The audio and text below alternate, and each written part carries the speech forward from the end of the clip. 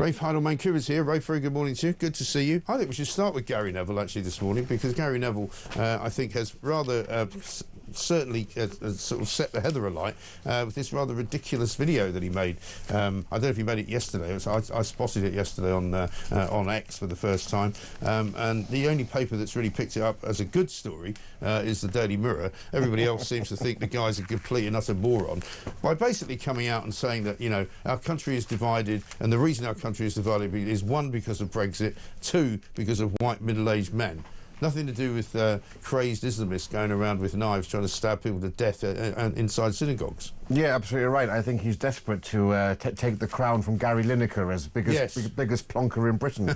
I mean, this is a man with such luxury beliefs, right? Yeah. He lives in a rarefied golden cage. Yeah. He's got no reality of what life is like if you're living at the coalface of the dark side of diversity. Yes. Like those people who are actually the ones marching and saying and raise the flags. You know, that they are the backbone of Britain. They are the decent British folk, and they're tired of what they have to endure and what people like Gary Neville simply have no idea about. Yes, I mean, he's basically saying, when I was driving to Salford City last night, no doubt in his luxury car, he said, I saw 50 or 60 Union Jack flags. On the way back, I went down the road to where the Jewish community is, and he says, we're all being turned on. We're all being turned on each other. The division that's being created is absurdly disgusting, mainly created by angry, middle-aged white men who know exactly what they're doing. He said, on one of my development sites, because he's a property entrepreneur as well, he's worth hundreds of millions of pounds, this guy. Last night, there was a Union Jack, and I took it down instantly. Yeah. I mean, you know, why? This from the man, of course, who went to Qatar and was commentating, wasn't he, for the World Cup? He was.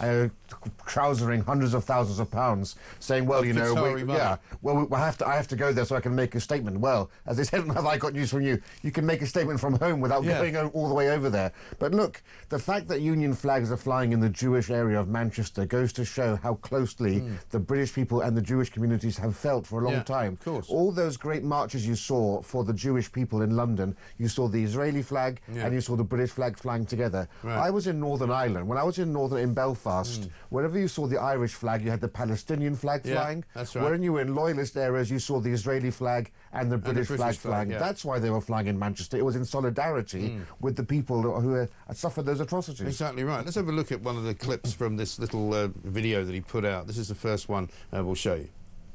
I was driving home from Salford City last night. I was driving out to Salford City, going down a Littleton Road, seeing 60, probably 50 or 60 Union Jack flags. And I just kept thinking as I was driving home last night that we're all being turned on each other.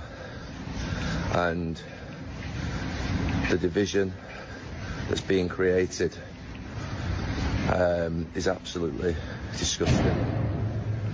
Mainly created by angry, middle-aged white men who know exactly what they're doing. I suppose it doesn't strike him as ironic that he's actually a middle-aged white man himself. Who knows exactly what he's doing as well. Who knows exactly what he's doing, yeah.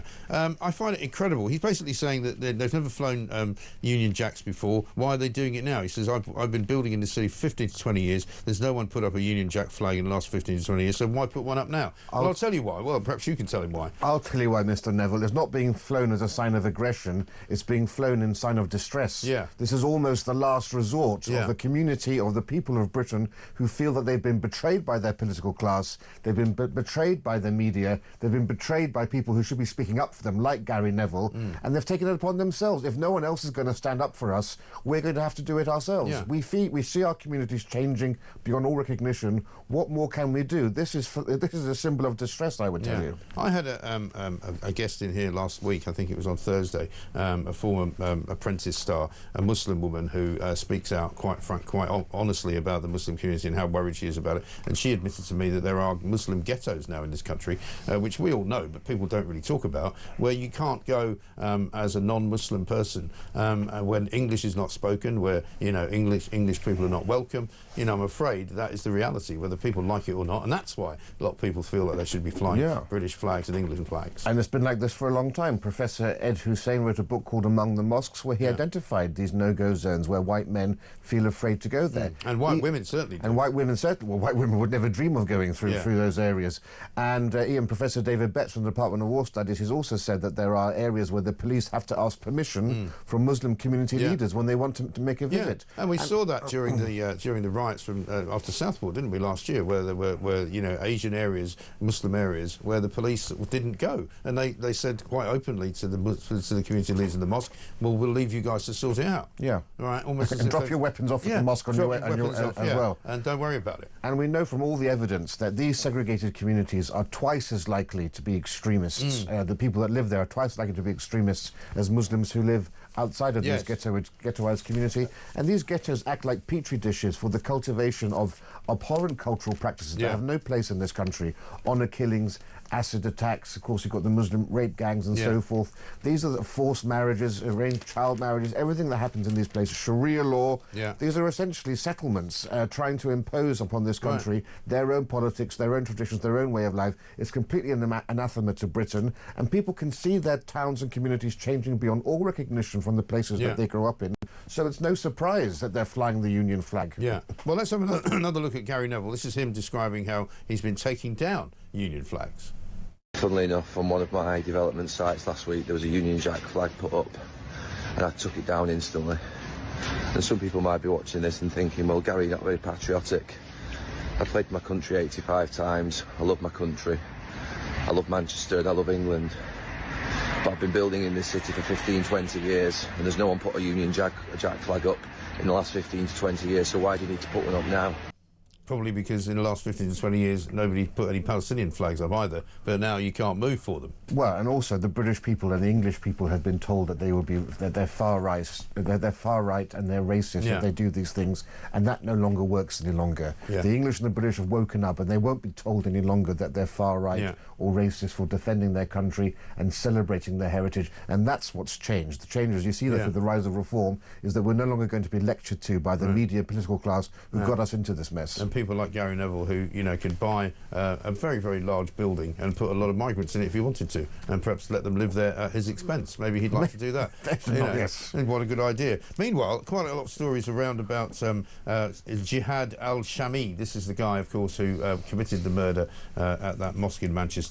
A couple of stories to mention. The Islamic terrorists, and we go back to the silo of dangerous extremism that some of these people live in. The Islamic terrorist, according to the Mail, who murdered a Jewish worshipper at a synagogue, was a marijuana-smoking bigamist who had a tangled love life with several women.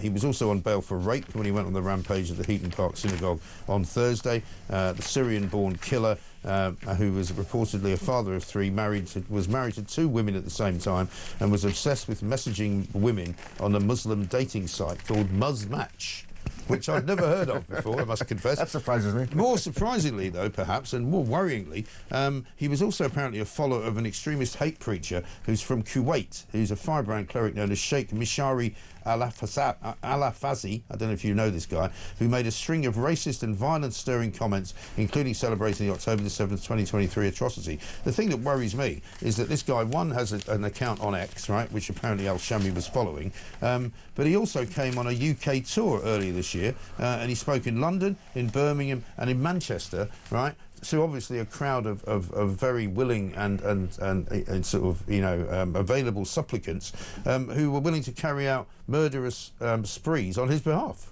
Yeah, and you've had... What's he doing being allowed into the country? Well, this is it. You've had a French professor concerned, a philosopher concerned about immigration in this country who was denied a visa, a harmless academic, and then you get preachers of hate like this who come over here with absolutely no issue whatsoever, and he's far from the only one doing that. And of course, at the same time, you're getting people put into prison for tweets that they've tweeted, which are, or retweeted. And here you have direct incitements to hatred, outrageous anti-Semitism. Yes, you have the right to free speech. That doesn't mean you have the right to be given a visa to come to this country and preach your hatred. And they've banned people before from coming to this country, haven't they? This is the radicalisation that's happening in our mosques. More than half of British mosques are now run by the Deobandis, who invite people like this. The Deobandis are the extremist cult that gave birth to the Taliban. And nothing is being done by this government or the previous government to tackle what is happening within these ghettos, within these mosques, and when people go to listen to people like this speak.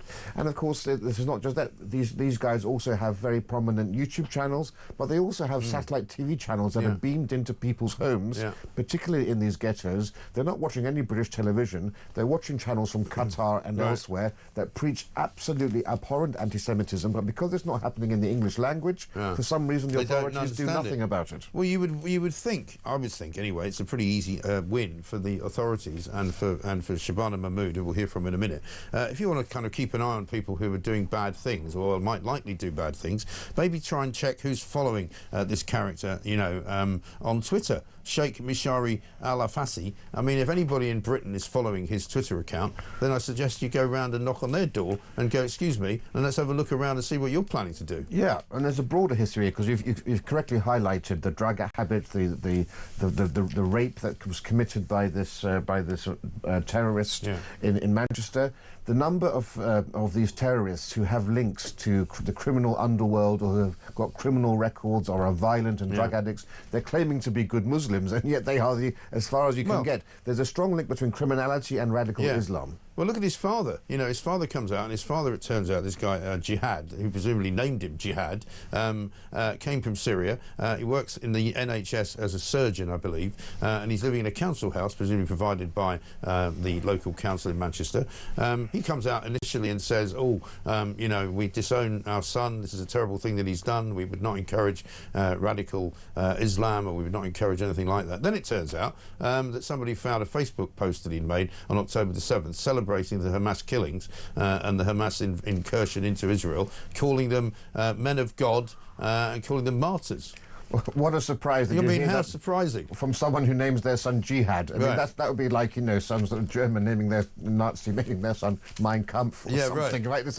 My struggle. It means exactly the same thing. It's absolute nonsense. And he's far from the only person. And what's going on with the NHS, where there are so many people? There's another in the papers today. There's a female doctor who's not being struck off, even though she has the throat slitting thing.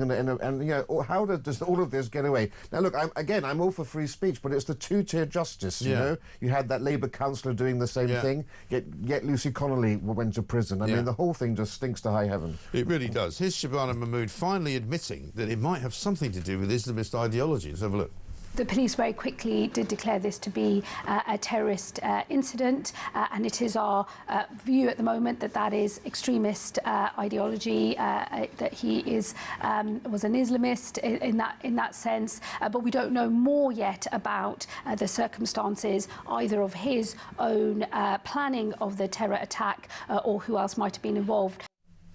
Yeah, a few other people have been arrested as well. And in fact, she was doing the rounds on Friday morning saying there's only one person responsible for this, and that's the guy who we've shot dead. But it turns out maybe there was other people involved as well. So we remain to obviously see how that investigation goes. But let's just remind ourselves of Keir Starmer, who, of course, has been very quiet about this business, because Keir Starmer basically, I think Sadiq Khan and various others have put out things saying, put out social media tweets saying how awful it all is, without mentioning Islam, without mentioning, who it is that's terrifying the Jewish community, all coming together. We'll play the David Lammy clip in a minute as well. But this is Keir Starmer. Just remind ourselves of what he called those riots at Southport. I won't shy away from calling it what it is: far-right thuggery. To those who feel targeted because of the colour of your skin or your faith, I know how frightening this must be. I want you to know that this violent mob do not represent our country, and we will bring them to justice. Well, he does shy away from calling out anything from the far left's point of view, or indeed anything Islamic, because he doesn't mention that at all. Over the course, he hasn't tweeted, and this is unusual for him, since Saturday, where he said he urged anyone thinking about protesting this weekend to recognise and respect the grief of British Jews. He doesn't say why they should be grieving. He doesn't say why they should be in the midst of being caused pain. He doesn't say why there's further tension. He just doesn't say anything and doesn't mention it. And then he went up to Manchester on Friday to thank the first responders. Didn't mention what had happened. Hatred will never win. Doesn't say who the hatred belongs to.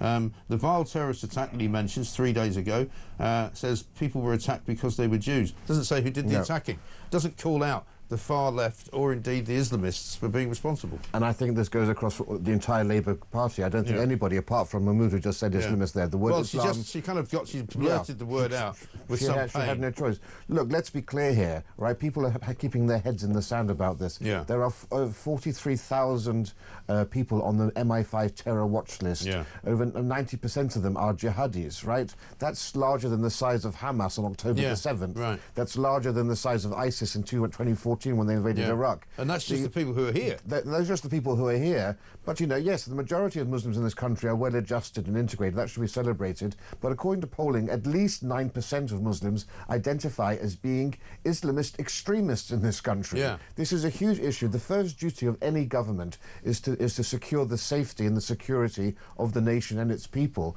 And we've got the government increasing defence spending to 2.5% or 5% of GDP to deal with external threats. What is it doing about the internal threats to this country, which I would argue are even greater than the external threats when you look at those numbers, which are only going to double in the next 25 years as the Muslim population increases? I think it's a complete dereliction of duty by Starmer and the Labour government not to even mention the word Islamism, not to mention they should be coming out with a plan of action as to how they're going to tackle this and prevent other things happening. It's absolutely right. And one of the things that's happening as well, I'm getting lots of messages about Gary Neville this morning. Mick says Gary Neville should hand his England caps back by middle-aged white English virtue signalling at its worst. Mick in Watford. And Quinn says, morning Mike, I've got the St George's flag flying on my house. There is no way I will take it down. I, like millions of others, want our country back. And that's Quinn in Rotherhithe. And one from Matthew. What a traitor to our flag Gary Neville is. Perhaps he wasn't complaining when he was being paid fortunes to play under it. This is the trouble, you know, with these footballers. I mean, they often think because they've got a little bit more than the ability to string two words together, they're kind of, you know, modern philosophers of our time. But it's a sort of one-eyed man in the land of the blind, isn't it? You know, clever for a footballer, but he's made a pretty stupid statement here. Here he is blaming Brexit for all of it. Check this out. Brexit has had a devastating impact on this country, and the messaging is getting dangerous, extremely dangerous. All these idiots that are out there spreading hate speech in any form and abuse in any form, we must stop promoting them. We must stop elevating our voices towards them. It needs to stop now and get back to a country of love, of peace, of harmony, and become a team again. Yeah, of course, a lot of people complaining about his outburst, saying that they're going to boycott Sky Sports, to say to Sky Sports, is this really the person you want? Because at no point during his rant there does he mention, again, the Islamic terrorist, the guy who's caused the deaths of you know, two people, because of course we know that one of them accidentally was shot by the police, but he wouldn't have been shot by the police if the terrorist wasn't trying to break into a mosque. So I don't think we can blame the police for that. You know, this was firmly on the shoulders of this scumbag terrorist who was an Islamic fundamentalist. And once again, all of his venom, all of his bile is targeted solely towards the white population who are basically don't share his political outlet. Right. He talks about hate speech. What about condemning the hate speech of the people on those Palestinian marches that we hear? What about condemning all the anti-Semitism coming from elements in the Muslim community? What about condemning the anti-Semitism from people on the far left of politics as well? He's silent about all of those things. Again, just be even-handed. If you're going to go on one of these soapboxes, at least give the ammunition fairly to both sides of this. But also, why do we care what a man who's good with his feet? It doesn't mean he's good with his head, necessarily, apart from heading a few too many footballs, perhaps, in his career. Maybe that's but the fact that we give platforms to these people who essentially, they're only wealthy because of what they did on a, you know, Strictly Come Dancing or in a soap opera, and for some reason the nation has to listen to their nonsense. Yeah, no, I know. Quite right. I mean, the other thing that was fascinating was a piece by Matthew Said in the Sunday Times on Sunday. I don't know if you saw it. Yeah. He actually went down to the protest, the pro-Palestine Action protest, just as an interested observer, and walked around and started talking to people. And he said he couldn't believe the amount of bile, the amount of absolute ghastliness, anti-Semitism. In no way, shape, or form was it peaceful. He was told to F off by these people that said he had an agenda, but simply because he asked the question, do you not think that Hamas bears some responsibility for the problems that are happening in Gaza right now? And so people were actually defending Hamas on this march. They're not simply calling for the end of the war. They are calling for the destruction of the Jewish state. That's what they want. And if you watch the BBC and Sky News or you look at The Guardian, you'll see photographs of elderly people sitting there peacefully with placards, and that's the image they want to portray. Look, this could be your grandmother sitting there. I'm sorry, have a conversation in more than 30 seconds, and you will see a very different reality to what those people think, and also what the people who aren't being photographed behind the old people actually believe. Exactly, and all these sort of silly old people who go limp and look as if, you know, they're being dragged away by the terrible Stasi, you know, that's not the reality of what's actually going on. Well, also remember, 30 years ago, they weren't elderly, and they were radicals, you know, in other marches, right? Just because they got grey hair doesn't mean they're any less odious than they were 30 years ago. Exactly right. Here's the Home Secretary, Shabana Mahmood, on what restrictions might be brought in on protests. What I will be making explicit is that cumulative disruption, that is to say the frequency of particular protests in particular places, is in and of itself a reason for the police to be able to restrict and place conditions. That is to say they can move them to a different place, they can restrict the time that those protests can occur on. So that will unlock all of the broader measures that the police can already do on protests. Now, the worry I would have about this is, you know, while obviously after 2 years of every single weekend having a pro-Palestine protest, it's time for them to bring that to an end. I can see her using those exact same words and telling people they can't protest outside migrant hotels on the basis that it's in the same place, it's taking place too often, and it's causing distress to the people inside. And that's the problem here. You know, once you start going down this road, it's a very dangerous path with unforeseen consequences. Look, we can fully understand why. With Just Stop Oil, with these weekly Palestinian marches completely disrupt, Jews don't feel safe going into the centre of town. I've got a lot of sympathy for it, and there may be some argument, maybe it has to be redirected down to different streets in London or whatever, but it's a very, very dangerous path to go down, and my fear is, you're hearing arguments, for example, that, well, the police should be able to decide if it's going to stretch their resources. Well, what's the test for that going to be? They could easily just say that on any occasion. Oh, well, our resources are stretched. We've got a lot of people taking the weekend off. And the big test will be if there are two marches, one from the right, one from the left, which one are they actually going to decide is the one that has to be banned? And then again, how do you actually ban a march? All right, so you tell 500,000 people not to come out onto the streets. If they choose to come out, what are you going to do about it? I think the problem here is that London has become this kind of ridiculous kind of performative space, and it has been even from before the time of October the 7th, you know, during the whole kind of post-COVID era, shall we say, when you had Just Stop Oil, when you had, you know, suddenly it was, you know, I'm not here very often at the weekends, and there's good reason for it, because in the centre of London, there's always somebody bloody marching around, and you just think, you know, it's not just an exhibition space, you know, people actually do live here, people do have businesses here, but it's been allowed to turn into a kind of, you know, an operation where everybody comes here to demonstrate. You know, I was in Oxford Street once a couple of years ago, and I came out of Bond Street Station, and there was this massive march going down Oxford Street, closed off all the street, and it turned out it was some, you know, little-known African republic where people were demonstrating about some kind of, you know, horrible injustice that was going on. It wasn't Congo, but somewhere like that. And I'm going, why are they marching here? You know, why are they suddenly marching down Oxford Street? Well, this is the other problem. Now that London's only 33% white British or whatever it is, you've got entire communities now living here of tens of thousands who want to have their own protests as well. I was stuck in one just a couple of years ago. It was Eat the Rich. It was some far-left organisation that blocked my path. I had a photograph taken with someone who wanted to get rid of the monarchy, which I thought was very funny. But it has reached ridiculous proportions. But then, of course, you add, I live in central London, you add in all the charity bike races, all of those charitable things, and all these marathons and so forth. Yeah, getting around central London is not easy on weekends. No, it really isn't. Naked bike rides as well. Yeah, that should definitely ban that. That's absolutely a ghastly situation. Now, coming back, we'll play you some footage of David Lammy getting booed and John Swinney getting booed by Jewish audiences, both of whom deserved it richly, I would say. 6:29.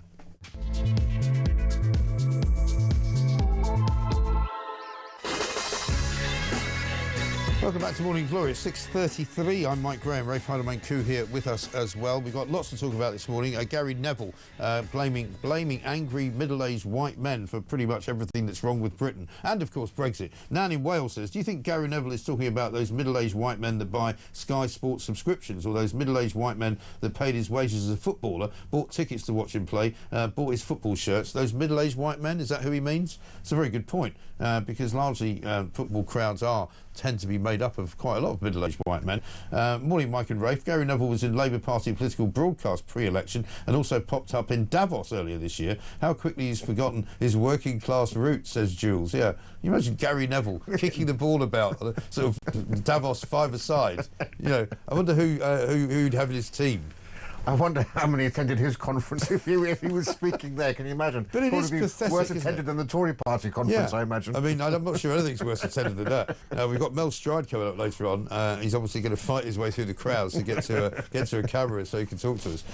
Starmer will end up banning patriotic British marches, guaranteed, says Tony. You can see this writing on the wall. I think there's a lot to be said for that, because I think you can tell, because we know what Labour are like. We know where their true, you know, sort of loyalty lies. Their true loyalty does not lie to the people putting British flags up. Their true loyalty lies with those communities, as you said before, which are sort of running themselves without any interference from white middle-aged men. Well, and they know full well so many of the front bench of the Labour Party's seats require them to basically kowtow and bend over backwards to appease and placate those very communities. Yes. I mean, you know, people like, that's why Jess Phillips, the Minister for Safeguarding Women, has never condemned any of the misogyny or the sexual aggression that emanates within those communities. Could it be because she depends upon votes in that community? Yeah. I'll let the viewers decide. And funnily enough, Nick Timothy was tweeting over the weekend, the MP, a Tory MP, because he wrote a letter to Jess Phillips asking for the involvement now of the National Crime Agency in looking into not just the grooming gangs and the rape gangs in the north of England,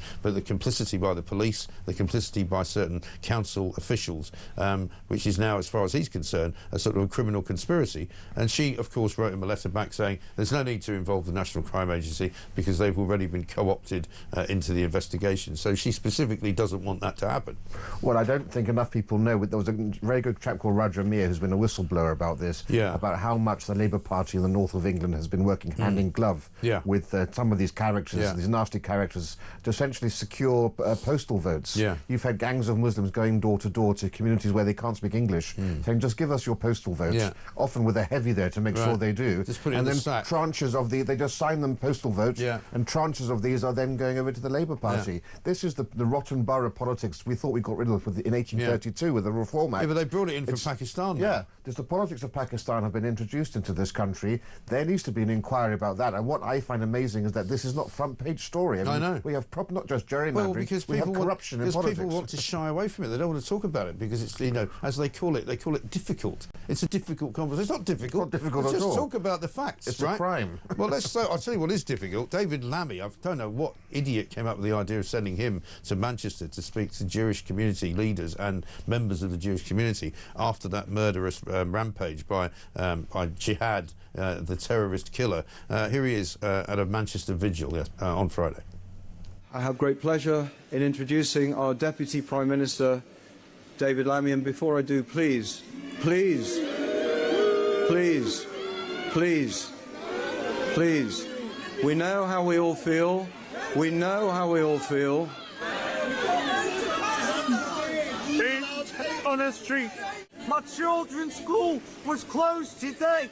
You have allowed this to happen. David Lammy, you have allowed this to happen. You are all guilty of the whole. You have allowed Jew hatred in Manchester on the street. You have allowed it. You are all guilty. You do not want you speaking here today. You do not speak. You defeated. Shame on you. Shame on you. Shame on you. Shame on you. Shame on you. Shame on you. And after that, they managed to quieten down the crowd, and he started. You know how he started his speech? Friends. And you just go, I mean, how completely tone deaf can you be? I mean, even if it says that on your little bit of paper, you might actually start by saying, look, I appreciate how you feel. I'm terribly sorry. I'm here to represent the government.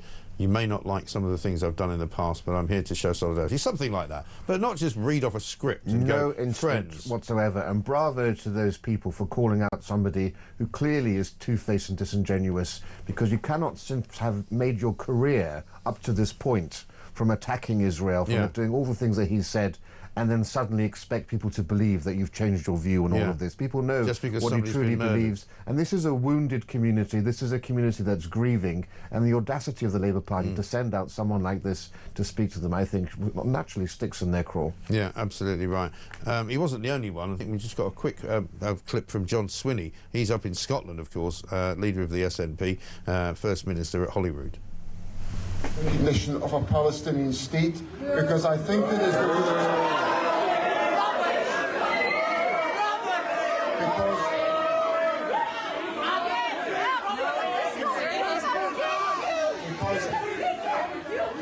because I believe it. Because I believe it to be the necessary route to securing peace in the Middle East. There's a time and a place for these conversations, not on a vigil to mark the second anniversary of the greatest attack in the history of Israel on its people. That shows the fact that they live in these echo chambers where they've never been heckled for saying that sort of stuff. And there they are actually meeting people who are calling them out for once. And we need to see more of this sort of public shaming. Definitely. And of course, you know, again, calling for the, you know, the establishment of a Palestinian state and 24 hours after somebody who also wants that has murdered some Jewish people. You know, it just doesn't make any sense at all. At 6:39, coming up, we'll talk some more about some of the other stories that are doing the rounds, of course, as well. Cyclists injuring a record number of pedestrians, it might not surprise you to know. Also, the BBC is banning the words mate and sweetheart. Also, we'll tell you why Keir Starmer's off to India and his latest poll rating, which is even more bad news for the Prime Minister. This is Talk.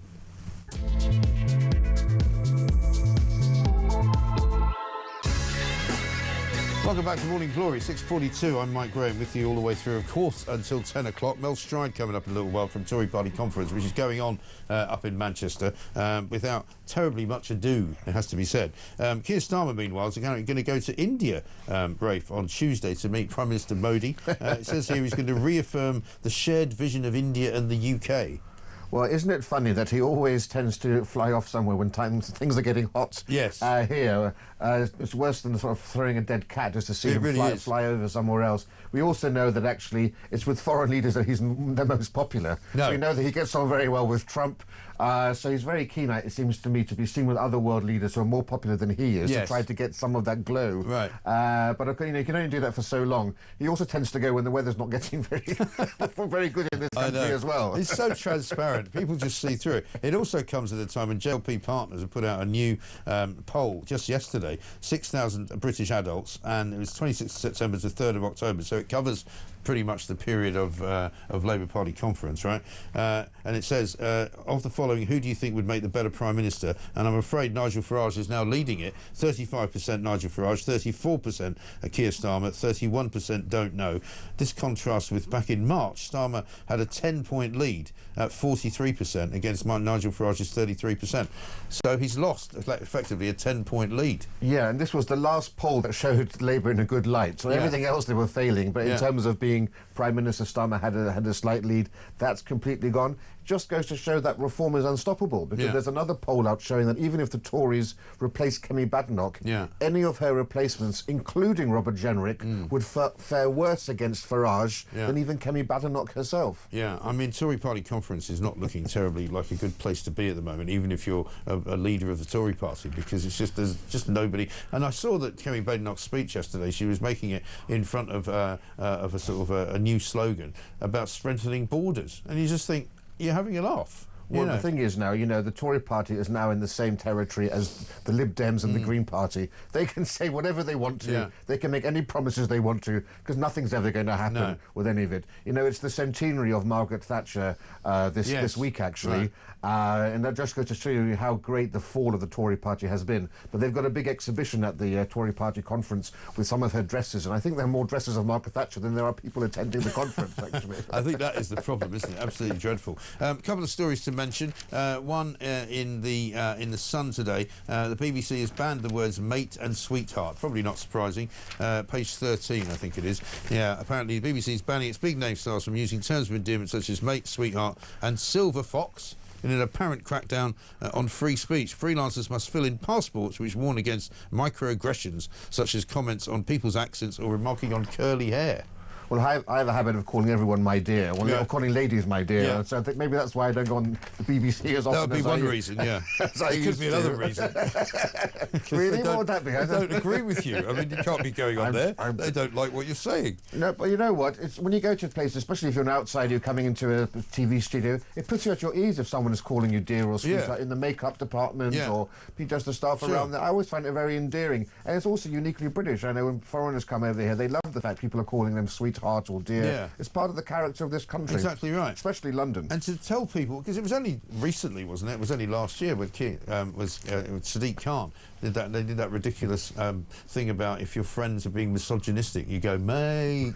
Do you remember that? You know, mate, what are you doing, mate? I presume they'll have to can that now. Where all the misogynists were young white men and they were being told off by ethnic minorities. Yeah, exactly right. Mate, don't say that. The other one I like is on page 25 of The Sun. A number of OAPs admitted to hospital for snorting cocaine has soared by a third in 2 years. Several people in their 90s apparently being admitted. I mean, there's obviously plenty more life in the old dog yet, as they say. Well, they don't make them like they used to, because I think drug use has gone down amongst teenagers. And now we know where it's going. It's going to other people's pensions. It's like that film Little Miss Sunshine. Do you remember where the grandfather was snorting cocaine in the back of the family car as they were sort of driving across the Midwest, and he eventually had a heart attack and died? Quite a funny movie. Is that dandruff, Grandad? No, it's not. No, it really isn't. And finally, I think we've got the pictures of James Bond. They've reworked James Bond.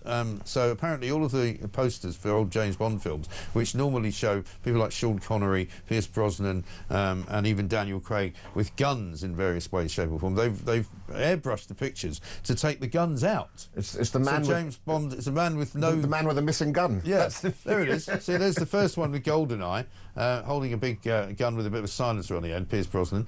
Dr. No Gun. Dr. No Gun, they could call that. What's going on? But the crazy thing is the 007 logo is a gun itself, and they've kept the logo in as well. The thing is completely stupid. This is the thing, isn't it? This is why these revamps never work, because it just looks idiotic. Well, what do you expect you're going to get when you watch a James Bond film? I mean, he's got a license to kill. What's he going to kill If you don't with? like guns, you might click on that, watch the film, and then you have a heart attack. Yeah, be really shocked. And license to kill. So what are they going to change the phraseology as well? License to slightly injure? Or license to make it a citizen's arrest? Dr. No Gun, as we have there. Dr. No Gun is very good, yeah. Gold. I mean, it's just mad, isn't it? Ridiculous. Anyway, listen, Rafe, great to see you. Thank you very much indeed. It's a good start to the week. There's plenty to get your teeth into, plenty to get stuck into. Coming up, we're going to speak to Mel Stride, who's up at Labour Conservative Party conference in Manchester. Rafe, thanks very much again. We'll see you soon. This, of course, is Morning Glory. Back after this.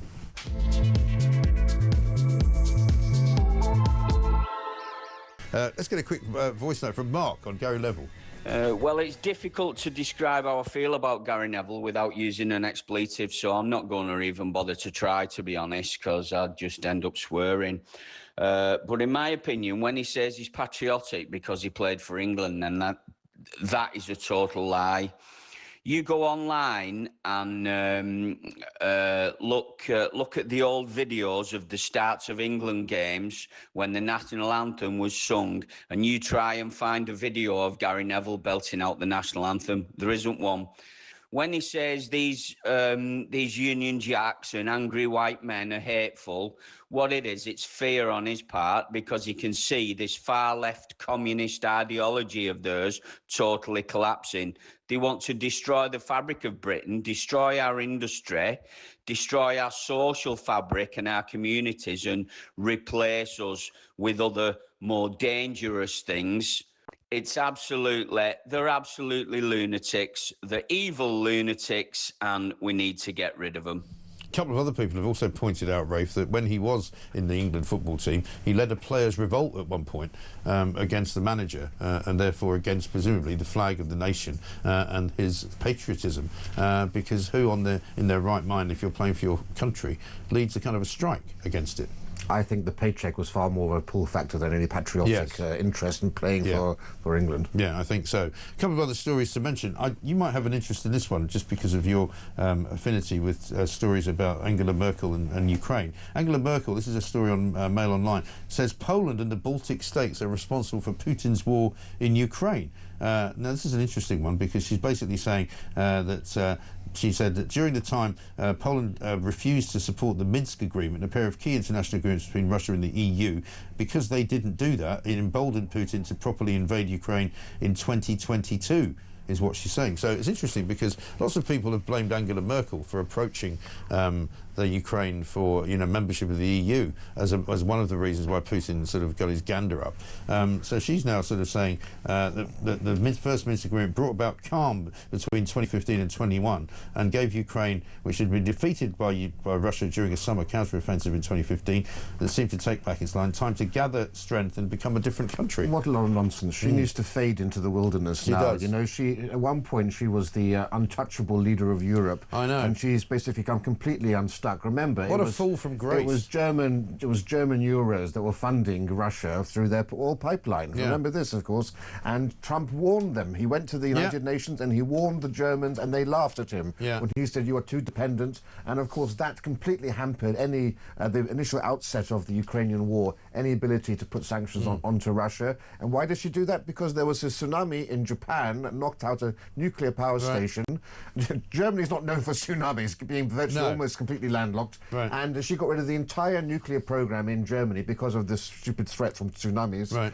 Let alone, let's not forget, 2015, she let in 1 million Syrian refugees into Germany, which was the precursor of what we've seen. The beginning of the end. That sent out a signal to the rest of the world that Europe is an easy touch and you can come there. It may well be that we can draw a line and draw a connection between this guy, Jihadi, who committed murders in Manchester. His father was brought from Syria all those years ago because it was around about, I think, 2015 when this guy got British citizenship as a young man. Or, sorry, 2006. So it would have been around about that time when Angela Merkel was importing all of these Syrians into Europe. Look, the title of worst German leader of the 20th century, I think, has been taken. Worst German leader of the 21st century, I think, falls upon Angela Merkel. I think so. And the country still hasn't ever recovered. You know, I mean, they've been in sort of free fall, really, ever since. They're in recession as we speak. Absolutely right. And they still don't know what they're going to get their energy from. Final one, we should have talked about this, I suppose, a bit earlier. This is this Chinese spy scandal, which is on the front page of the Mail and the Daily Telegraph. It looks as though, once again, Jonathan Pole, who is, of course, one of the apparatchiks that came after the Tony Blair government, a very, very key player in foreign affairs during Tony Blair's time. He's now one of the Prime Minister's closest allies. He's the guy responsible, by the way, for selling off the Chagos Islands. He was the guy that went and did all the negotiating. He's now being told he may have to come and face a parliamentary inquiry and a parliamentary committee to answer questions about why this whole case has been dropped. Yeah, this is a huge scandal. This is about two people in politics, two young men in Parliament who essentially were alleged to have been supplying China with evidence, which is alleged to have gone to the 5th most important person in China. Yeah. And because Powell apparently said that China is not an enemy, that meant the case fell through because there's a breach of the Official Secrets Act or whatever. It has to be an enemy of the state, despite the fact that the Director General of MI5 essentially said that in 2023 that China was an enemy because 20,000 people in the UK have been approached by China to be covert spies. I mean, China is threatening Chinese dissidents in this country with threats of doing stuff to their family. They are doing unbelievable intellectual properties espionage to steal our secrets and our research. In what way are they not an enemy of this country? Look at their Belt and Road Initiative and so forth. And I think Jonathan Powell has questions to answer. The Speaker of the House of Commons is absolutely outraged by this. He's even remarkably raised the prospect of having a private prosecution. That's the Speaker of the House of Commons. And look, Jonathan Powell was Tony Blair's right-hand man for the entire time, from being leader of the opposition to leaving politics. All over Iraq, all over Afghanistan was Jonathan Powell. He's also, of course, as you said, the person who has been involved in the deal to give back the Chagos Islands, and he was in favour of Peter Mandelson becoming the American. This man, I think, is an insidious force in Parliament. They're all in it together. And also, we've now got a situation where the Chinese want to build this super mega embassy without telling anybody what's going to be inside it, in Tower Hamlets, of all places. And we're also told that if you've got a Chinese electric car, you're not allowed to park it anywhere near a Department of Defence facility because it's basically a giant spying machine. And you're kind of going, and so, it now looks as though the CPS have been leaned on yet again by the government, who are not supposed to be political, right, telling them not to go ahead with this case. Yeah, because Angela Rayner has been kowtowing to them again in this pursuit for growth. She seems to be willing to put, the Labour Party seems to be basically willing to put put our security at risk. That's how it seems to us. That's how it seems to the Americans as well, of course, who will be very upset about this. No, exactly right. I think we are now finally able to say goodbye properly, so thank you very much indeed for saying. We'll